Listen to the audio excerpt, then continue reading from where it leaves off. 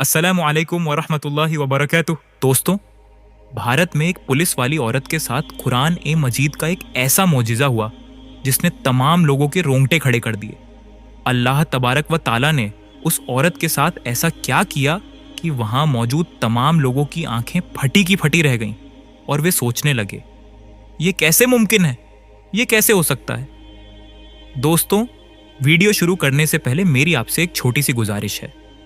अगर आप हमारे चैनल पर नए हैं तो इस वीडियो को लाइक करें और हमारे चैनल को सब्सक्राइब जरूर कर लें। तो चलिए शुरू करते हैं आज की वीडियो। दोस्तों, एक पुलिस वाली औरत मुसलमानों से बेहद नफरत करती थी। वह मुसलमानों को देखना भी गवारा नहीं करती थी। अगर किसी वजह से किसी मुसलमान को गिरफ्तार करना पड़ता तो वह वापस आकर अपने गिरफ्तार करने वाले हाथों को कई बार धोती थी। वह मुसलमानों को अछूत समझती थी। उसके वालिदैन ने उसे कई बार मुसलमानों से दूर रहने को कहा था। मुसलमानों के खिलाफ उसके दिल में बेहद नफरत थी। कहते हैं कि कोई उसे रोक नहीं सकता। जिस खुशी और तकलीफ को अल्लाह तबारक व ताला ने किसी इंसान की जिंदगी में लिख दिया हो, उसे उस परेशानी से जरूर सामना करना पड़ता है। यही परेशानी इंसान की जिंदगी बदल देती है। फिर इंसान सोचता है कि यही तकलीफें हैं जिन्होंने मुझे जीने का अंदाज सिखाया। ऐसा ही उस हिंदू पुलिस वाली के साथ हुआ जिसे देखने वालों को हैरान और परेशान कर दिया। यह वाकया राजस्थान के जयपुर जिले में पेश आया, जहां एक हिंदू औरत पुलिस इंस्पेक्टर के तौर पर अपनी ड्यूटी निभा रही थी। उसका शौहर भारत का एक बहुत बड़ा बिजनेसमैन था। वह मसालों का कारोबार करता था। उसका कारोबार पूरी दुनिया में फैला हुआ था। एक दिन वह औरत एक शख्स को चोरी के इल्जाम में पकड़कर ले आई। वह शख्स बेहद नेक, पाक दामन और अच्छे अखलाक का मालिक था। उसने उस औरत को कुरान ए मजीद का एक टुकड़ा दिया और कहा, अगर तुम्हें किसी भी बीमारी का सामना करना पड़े तो इन अल्फाज को पढ़ना और पानी पर दम करके पी लेना। पुलिस वाली उसकी बातें सुनकर दिल ही दिल में उसे भला बुरा कहने लगी। न चाहते हुए भी उसने उस टुकड़े को अलमारी में रख लिया। वह शख्स पुलिस स्टेशन से चला गया। पुलिस वाली के दिल में ख्याल आया, मैं इसे याद करके आजमाती हूं और देखती हूं कि इस शख्स की बात में कितनी सच्चाई है। लिहाजा उसने इंटरनेट की मदद से कुछ ही दिनों में उसे सीख लिया। एक दिन जब उसने इसका तर्जुमा पढ़ा तो उसकी आंखों से आंसू बहने लगे। वह सोचने लगी, ये कितना उम्दा कलाम है जो दिलों को नरम कर देता है। उसे यकीन हो गया कि यकीनन इस सूरत में कोई जादू है। एक दिन उसके छोटे बच्चे को एक खतरनाक जहरीले सांप ने काट लिया। अपने बच्चे की हालत देखकर वह तड़पने लगी। उसे डॉक्टर के पास ले गई तो उन्होंने कहा, जहर पूरे जिस्म में फैल चुका है, लिहाजा तुम्हारे बच्चे के बचने की कोई उम्मीद नहीं है। हम तुम्हारे बच्चे के लिए कुछ नहीं कर सकते। ये कुछ घंटों का मेहमान है। माँ का रो रो कर बुरा हाल हो गया। एक तरफ उसका शौहर पुजारियों से मदद मांग रहा था, उनके सामने गिड़गिड़ा कर रो रहा था और वह औरत बेहद परेशान थी।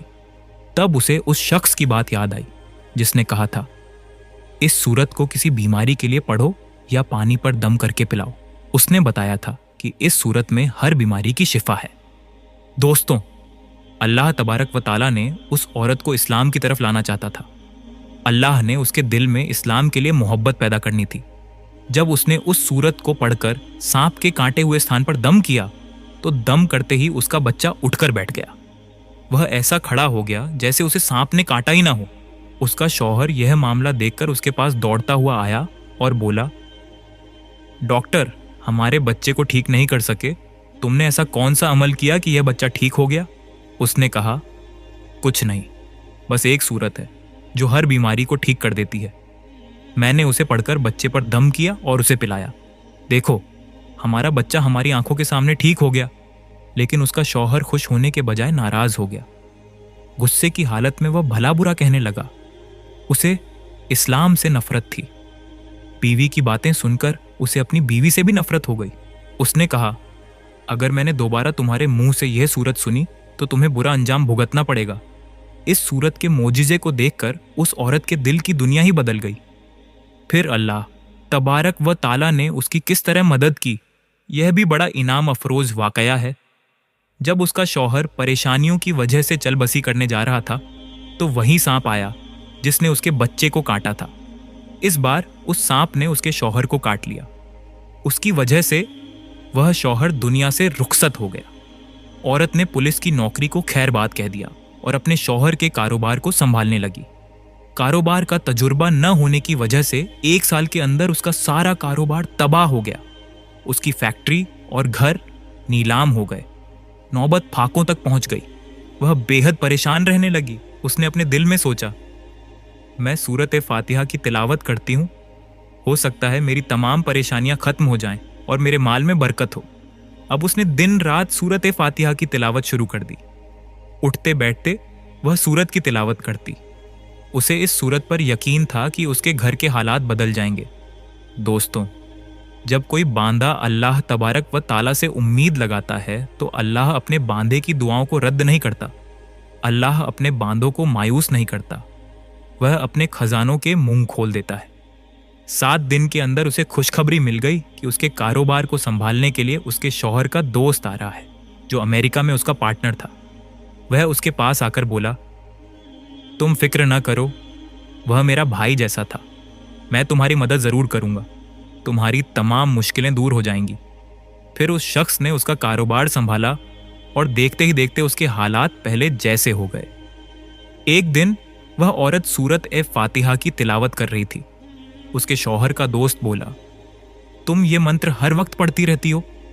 उसने बताया, ये मंत्र नहीं बल्कि कुरान मजीद की एक सूरत है। फिर उसने बताया कि इस सूरत की वजह से किस तरह उसका बेटा ठीक हुआ। उसके शौहर का दोस्त बोला, जब कुरान मजीद की एक सूरत में इतनी बरकत है तो पूरे कुरान मजीद में कितनी हिदायत होगी। औरत ने और सीखा और मुसलमान हो गई। फिर उस शख्स ने कुरान मजीद पर रिसर्च शुरू की। उसने बहुत तहकीक की। चुनांचे कुछ महीनों बाद वह भी मुसलमान हो गया। फिर दोनों ने शादी कर ली और हंसी खुशी जिंदगी बसर करने लगे। दोस्तों, कुरान मजीद की वह सूरत जो वह औरत पढ़ती थी, उसका नाम सूरत फातिहा है। इस सूरत की बड़ी फजीलत है जिसकी वजह से उसकी जिंदगी बदल गई। दोस्तों, सूरत फातिहा की बेशुमार फजीलत है। अब्बू बकर ने कुरान से अल्लाह के रसूल सल्लल्लाहु अलैहि वसल्लम से फरमाया, क्या आप इसे पसंद करेंगे कि मैं आपको एक ऐसी सूरत सिखाऊं जो न तौरात, न इंजील, न जबूर में नाजिल हुई? अब्बू बकर ने कहा, जी अल्लाह के रसूल, हमें सिखाइए। आप सल्लल्लाहु अलैहि वसल्लम ने फरमाया, तुम नमाज में कैसे किरात करते हो? अब्बू बकर ने कहा, सूरत फातिहा की तिलावत करता हूँ। आप सल्लल्लाहु अलैहि वसल्लम ने फरमाया, यही कुरान पाक की अजीम सूरत है। हज़रत मोहम्मद सल्लल्लाहु अलैहि वसल्लम ने फरमाया, अल्लाह तबारक व ताला फरमाता है, सूरत फातिहा मेरे और मेरे बांधे के दरमियान 2 हिस्सों में तकसीम की गई है। आधा हिस्सा मेरे लिए और आधा हिस्सा मेरे बांधे के लिए। सूरत फातिहा नमाज में पढ़ना शर्त है। इसके बगैर नमाज पूरी नहीं होती। इसका एक नाम सूरत शिफा भी है। लिहाजा अगर बिच्छू या सांप ने काट लिया हो तो सूरत फातिहा को पूरे यकीन और खुलूस दिल के साथ पढ़कर उस जगह पर दम किया जाए तो अल्लाह तबारक व ताला फौरन शिफा देता है। इस बात का जिक्र हदीस में भी है। दोस्तों, क्या आपने कभी ऐसा करिश्मा सुना है जो अल्लाह की कुदरत को साबित करता हो? ऐसा वाकया जो न सिर्फ आपको हैरान कर देगा बल्कि आपका दिल और ईमान भी ताज़ा कर देगा। एक ऐसी कहानी जिसे सुनकर आप यकीनन सोचने पर मजबूर हो जाएंगे कि अल्लाह जब चाहें तो गैब से कैसे मदद फरमाते हैं। इस वीडियो को आखिर तक ज़रूर देखें क्योंकि यह वाकया आपकी ज़िंदगी के नज़रिए को बदल सकता है। अब आइए आपको सुनाते हैं ये दिलचस्प दास्तान। दोस्तों, रेलवे स्टेशन पर हुआ नमाज का बहुत बड़ा करिश्मा जिसे सुनकर यकीनन आपका दिल और ईमान ताज़ा हो जाएगा। आप सभी को बता दें कि एक अल्लाह के वली अपने चंद साथियों के साथ रेल का सफ़र कर रहे थे। तभी मगरिब का वक्त हो गया। दोस्तों, एक स्टेशन पर आकर रेल रुकी। यह रेल चंद मिनटों के लिए ही रुकने वाली थी। आप सभी जानते हैं कि नमाज सुकून और इत्मीनान के साथ पढ़ी जाती है। दोस्तों, अल्लाह के वली अपने चंद साथियों के साथ प्लेटफॉर्म पर आए, वुजू किया और फौरन नमाज की अदायगी में लग गए। उन्होंने इस बात की परवाह नहीं की कि अगर नमाज पढ़ी जाएगी तो ट्रेन छूट सकती है। उनका यकीन अल्लाह की ज़ात पर बहुत ज़्यादा था और जब अल्लाह तबारक व ताला की ज़ात पर यकीन हो तो अल्लाह गैब से मदद ज़रूर फरमाता है। जी हाँ दोस्तों, आपको बता दें कि उधर अल्लाह के वली ने नमाज की नीयत बांधी और दूसरी तरफ ट्रेन का वक्त पूरा हो गया। ट्रेन का हॉर्न बजने लगा। जैसा कि आप जानते हैं, ट्रेन का हॉर्न इसलिए बजाया जाता है ताकि जो मुसाफिर प्लेटफॉर्म पर खड़े हों वे फौरन ट्रेन में सवार हो जाएं। ट्रेन चलना शुरू हो चुकी थी, लेकिन अल्लाह के वली बेफिक्र होकर अल्लाह की रजा के लिए नमाज पढ़ रहे थे। दोस्तों, उधर रेलवे मास्टर ने ट्रेन के इंजन को स्टार्ट कर दिया, लेकिन लाख कोशिशों के बावजूद ट्रेन 1 इंच भी आगे नहीं बढ़ी। ट्रेन मास्टर बहुत हैरान हुआ।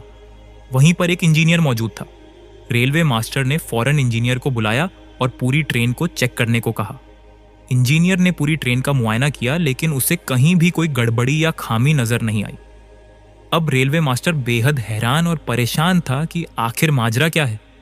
किसी भी तरह की कोई खराबी नहीं थी, लेकिन ट्रेन 1 इंच भी आगे नहीं बढ़ रही थी। इसी चीज को सोचते हुए वह ट्रेन से नीचे प्लेटफॉर्म पर उतर आया। ऐसे में दोस्तों, उसकी नजर प्लेटफॉर्म पर चंद लोगों के साथ एक नूरानी बुजुर्ग पर पड़ी। वह देखते ही बहुत ज्यादा हैरान और परेशान हो गया कि आखिर ये कौन लोग हैं जो यहां अपनी इबादत में लगे हुए हैं। ऐसे में दोस्तों, उसने कुछ लोगों से सवाल किया कि क्या ये किसी ट्रेन के मुसाफिर हैं। कुछ लोगों ने बताया कि हाँ, ये इसी ट्रेन के मुसाफिर हैं। ये नमाज पढ़ने के लिए इस रेलवे स्टेशन पर उतरे हैं और इस वक्त अल्लाह तबारक व ताला को राजी करने के लिए नमाज की अदायगी कर रहे हैं। वह स्टेशन मास्टर था। वह समझ चुका था कि आखिर ट्रेन क्यों नहीं आगे बढ़ रही है। दोस्तों, ये अल्लाह के वली की करामत थी, या इसे अल्लाह की कुदरत का करिश्मा कहें। दोस्तों, कई लोग ये भी सोचते हैं कि करामत अलग होती है, मौजिज़ा अलग होता है, या फिर करिश्मा अलग होता है। तो मैं आपको बता देना चाहता हूं कि ये तमाम चीज़ें अल्लाह तबारक व ताला की कुदरत में ही शुमार की जाती हैं। जी हाँ, नबी जो होते हैं वो मौजिज़ा दिखाते हैं, लेकिन वह भी अल्लाह की कुदरत ही होती है।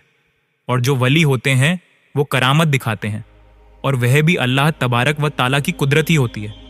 लेकिन इनके नाम अलग अलग रख दिए गए ताकि वाज़ेह हो सके कि जो नबी दिखाते हैं उसे हम मौजिज़ा कहें, और जो अल्लाह के वली दिखाते हैं उसे हम करामत कह सकें। दोनों में ये फ़र्क आ सके। ये दोनों जो हैं उनके मुकाम में बहुत ज़्यादा फ़र्क है। दोस्तों, रेलवे मास्टर अब बेसब्री से इंतज़ार कर रहा था कि कब ये नमाज की अदायगी मुकम्मल करेंगे और कब ट्रेन में सवार होंगे। कहीं ऐसा तो नहीं कि इन्हीं लोगों की वजह से ट्रेन रुकी हुई हो और इसीलिए ट्रेन स्टार्ट ही नहीं हो रही हो। दोस्तों, थोड़ी देर के बाद जब अल्लाह के वली ने और उनके चंद साथियों ने नमाज की अदायगी मुकम्मल कर ली, तो उस वक़्त स्टेशन मास्टर उनके करीब आया। उसने अदब के साथ कहा, आपका अंदाज और आपकी इबादत देखकर मैं बहुत मुतासिर हुआ हूँ, और यकीनन मुझे पूरा यकीन है कि हमारी ट्रेन इसलिए स्टार्ट नहीं हो रही है क्योंकि आप नमाज अदा कर रहे थे। इसलिए आप जल्दी से ट्रेन में सवार हो जाएं। मुझे यकीन है कि जैसे ही आप ट्रेन में कदम रखेंगे ट्रेन चलना शुरू हो जाएगी। और दोस्तों, यकीनन ऐसा ही हुआ। जैसे ही उन्होंने अपने कदम मुबारक ट्रेन में रखे, वह ट्रेन चलना शुरू हो गई। दोस्तों, ये है अल्लाह के वली की करामत। कुछ लोग इस करामत को हुजूर आला हजरत की करामत बताते हैं, तो कुछ हुजूर ताजुश शरिया की। बहरहाल दोस्तों, ये करामत किसी की भी हो, लेकिन हमें यहाँ से एक बड़ा सबक मिलता है। नमाज किसी भी हालत में माफ़ नहीं, चाहे आप ट्रेन में ही क्यों ना हो। जी हाँ, नमाज मोमिन की मिराज है। नमाज मोमिन के लिए राहत है, सुकून है। नमाज हर मुसलमान पर फ़र्ज है, यानी मोमिनों पर। इसमें किसी भी तरह की कोताही की गुंजाइश नहीं है। चाहे आप किसी भी हालत में हो, अगर आप बीमार हैं और खड़े होकर नमाज नहीं पढ़ सकते तो बैठकर पढ़ने का हुक्म है। अगर बैठकर भी नहीं पढ़ सकते तो लेटकर नमाज अदा करें। और अगर आपकी हालत इतनी नाजुक हो कि जिस्म से भी यह मुमकिन ना हो, तो आंखों के इशारे से नमाज पढ़ने का हुक्म है, यानी नमाज किसी भी सूरत में माफ़ नहीं। दोस्तों, अगर आप अल्लाह तबारक व ताला से बात करना चाहते हैं तो नमाज अदा करें, और अगर आप चाहते हैं कि अल्लाह आपसे बात करे तो कुरान ए मजीद की तिलावत करें। नमाज में यकीनन बरकतें हैं। नमाज मोमिन के लिए अल्लाह तबारक व ताला का एक बहुत बड़ा तोहफ़ा है। जी हाँ, एक ऐसा तोहफ़ा जिसे नबियों के इमाम हमारे आका हज़रत मोहम्मद सल्लल्लाहु अलैहि वसल्लम अल्लाह से मुलाकात करके लाए। तमाम चीज़ें हमें दुनिया में दी गईं, लेकिन नमाज व नेमत है जिसे अल्लाह तबारक व ताला ने अपने महबूब को अपने पास बुलाकर अता किया। यह यकीनन हमारे लिए एक बहुत बड़ी रहमत है। हमें 5 वक़्त की नमाज अदा करनी है। लेकिन दोस्तों, नमाज के करिश्मे भी हैं। जो लोग नमाज पढ़ते हैं वे हमेशा पाकी में रहते हैं।